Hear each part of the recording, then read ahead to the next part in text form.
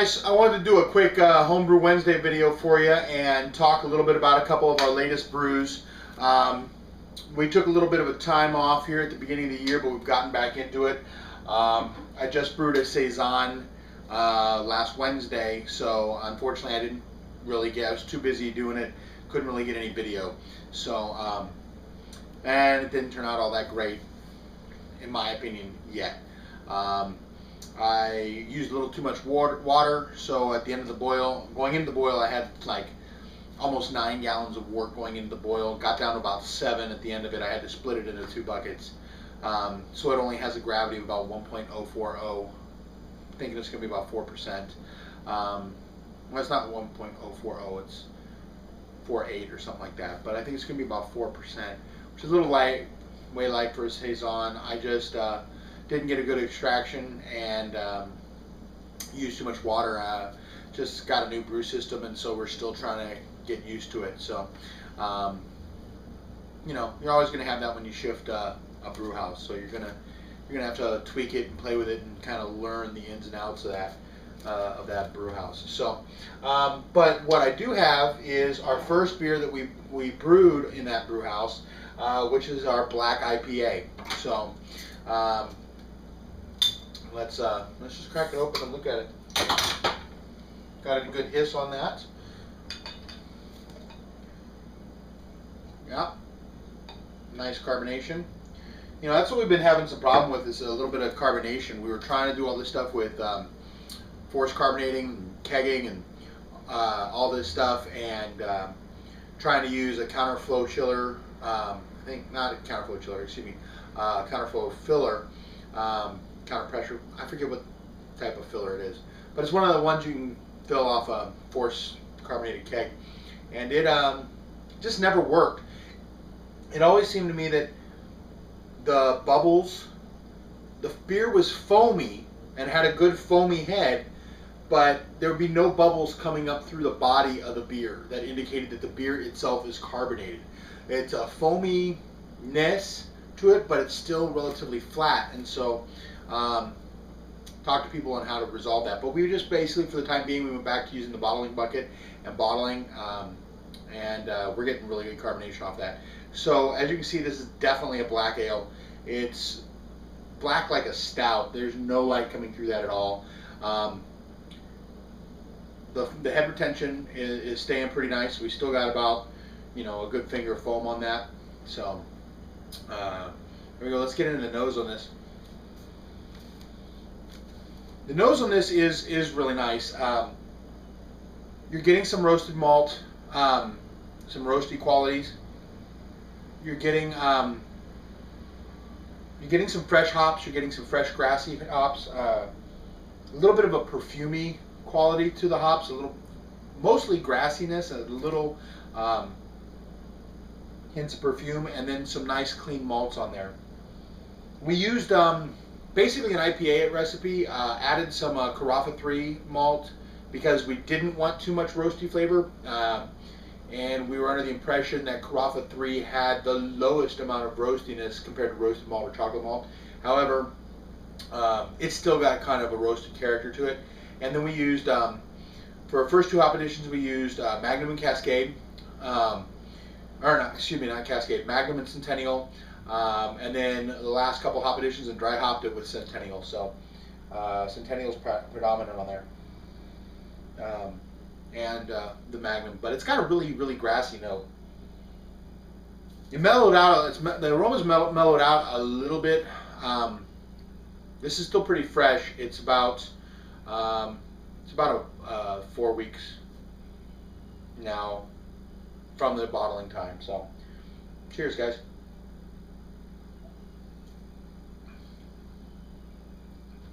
That roastiness hits it with a real grassy, sharp hop flavor to it. It's not that the hops are given that, that are lending that hoppy bitterness to the roasted quality. There's a very distinct separation between those two things.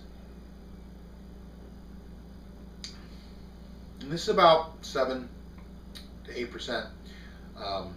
But really roasty. I think this is a good a good double or a good black IPA. Definitely got hop qualities in there. You've got some roastiness to it. Still kind of light in body, not thick in body like a stout. Doesn't have like a lot of legs. It's just the foam on there, but nice, rich black IPA. So very pleased with the way this one came out. I think going forward, if I were to tweak this one a little bit, maybe use a little less of the Carafa malt to bring down the roasty quality, and maybe make it a little less just totally black. And I would use a different type of hop. I would use probably something a little more fruity, a little more citrusy, maybe a little, some Cascade in there, something like that. Because I'm not a real big fan of the way that the grassiness is working with. Not going to say I'm not a big fan of it, but I think you can improve on the hop notes melding with kind of the roasty qualities, because the grassiness of grassy hops, it's not working too well for me. I think the grassiness would work really well in a standard IPA. So that's the first one. The second one, you may remember, I think I did a video on this. It's a beer that I brewed in October for my brother's wedding reception. And it was a seasonal beer at the time. It's a gingerbread porter. So we bottled that one, and let's, so this one is a gingerbread porter. You may remember I talked about it a little bit. We brewed it in about October, so it's been aging for a while. I brewed it for my brother's wedding anniversary. It's been aging, though. It was aging in the keg for a while before we bottled it, and I was a little concerned when we went to bottle it a few weeks ago that the yeast might have fallen out. But let's find out here. Got a good hiss on it. So, yeah, we're getting some carbonation coming up. So it's definitely carbonated.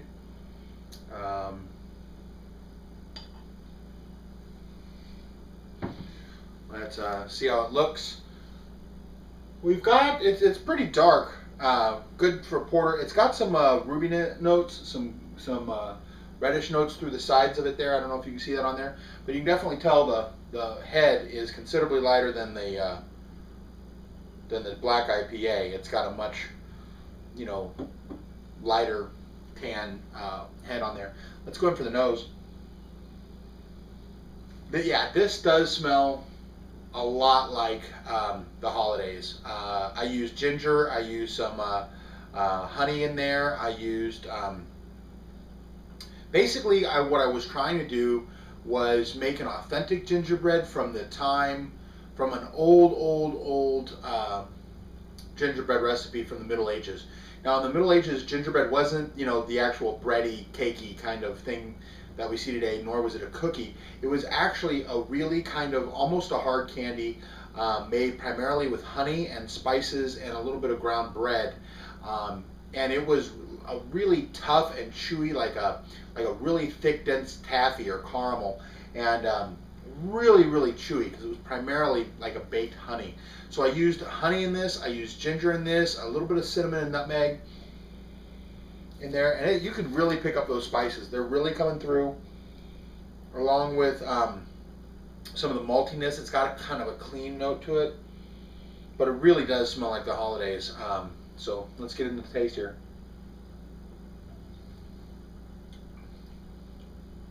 Nice.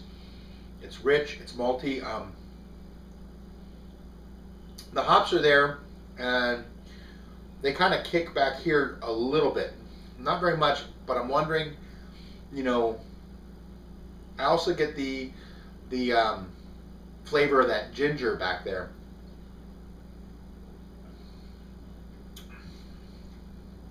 And I'm thinking the ginger's playing off some of the hops. I forget what kind of hops they use in this one.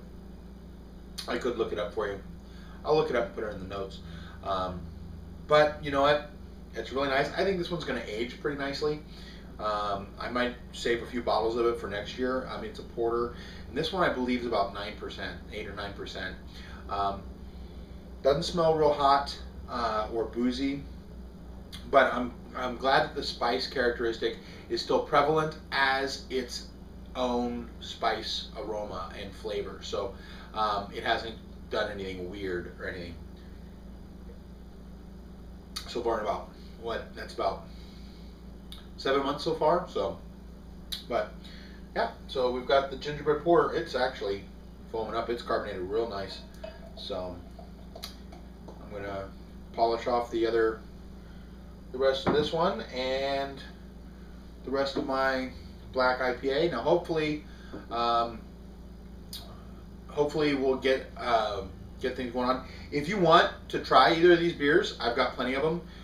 Shoot me a message. I'll be happy to try to send some down to you or up to you, wherever you're at, and we'll do some kind of a trade. It is getting towards the summer, and I'm trying to think of a way to send beer and try to keep it cool. My best thought has been so far to try to find those styrofoam coolers like I don't know if you ever order from Omaha Steaks.